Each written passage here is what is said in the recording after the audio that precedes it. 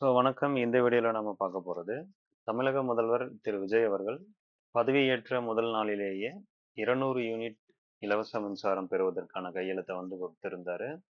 அதுல சில சந்தேகங்கள் மக்களுக்கு ஏற்பட்டிருக்கு. அது மட்டும் இல்லாம, சில கட்சியினரும் அதற்கான விளக்கங்கள் குடுக்க வேண்டும் அப்படின்ற மாரி சொல்லியிருக்காங்க. அது என்ன அப்படின்னா, 200 யூனிட் மின்சாரம் அனைவருக்கும் பயன்படுத்திக் கொள்ளலாமா? அல்லது ஏதாவது விதிமுறைகள் இருக்கா? அப்படின்னு கேட்டிருக்காங்க. அதுல என்ன விதிமுறை இருக்கு அப்படின்னா, அதாவது ஏழை எளிய மக்கள் அனைவரும் பயன்பெறக்கூடிய வகையில தான் 200 யூனிட் மின்சாரத்தை இலவசமா முதல்வர் விஜய் அவர்கள் இந்த திட்டத்த கொடுத்திருக்காரு.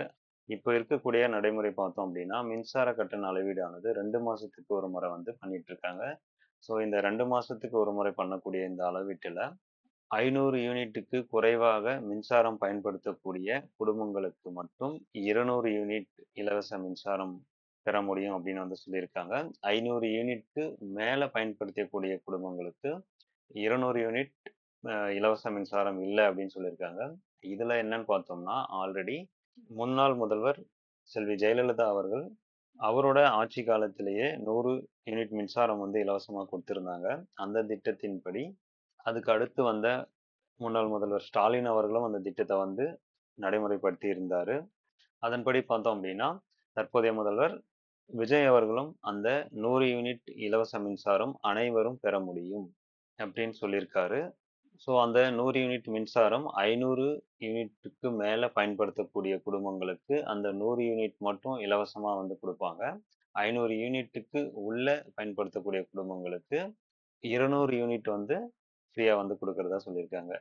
இதுல எந்த குழப்பமும் அடைய தேவையில்ல. 500 யூனிட்டுக்கு மேல நீங்க பயன்படுத்துனீங்க அப்படின்னா, உங்களுக்கு 100 யூனிட் மட்டும் தான் ஃப்ரீயா இலவசமா பயன்படுத்திக்க முடியும். அதுக்கு மேல இருக்கிறதுக்கு நீங்க பேமெண்ட் பண்ற மாரி இருக்கும். 500 யூனிட்க்கு மேல பயன்படுத்துறாங்க அப்படின்னா, அவங்க கொஞ்சம் வசதி வாய்ப்புகள் அதிகமாக தான் இருப்பாங்க. அதனால அவங்களுக்கு இந்த இலவசம் தேவையில்ல அப்படின்ற மாரி அவர் முடிவு பண்ணியிருக்கலாம்னு நினைக்கிறேன். அந்த திட்டமானது ஏழை எளிய குடும்பங்களுக்கு மிகவும் பயனுள்ள திட்டம் தான். இந்த திட்டத்த பத்தின உங்களுடைய கருத்துக்கள என்ன அப்படின்றத நீங்க கமெண்ட்ல சொல்லலாம். இது போன்ற அப்டேட்களுக்கு நம்ம சேனல சப்ஸ்கிரைப் பண்ணிக்கோங்க. Thank you.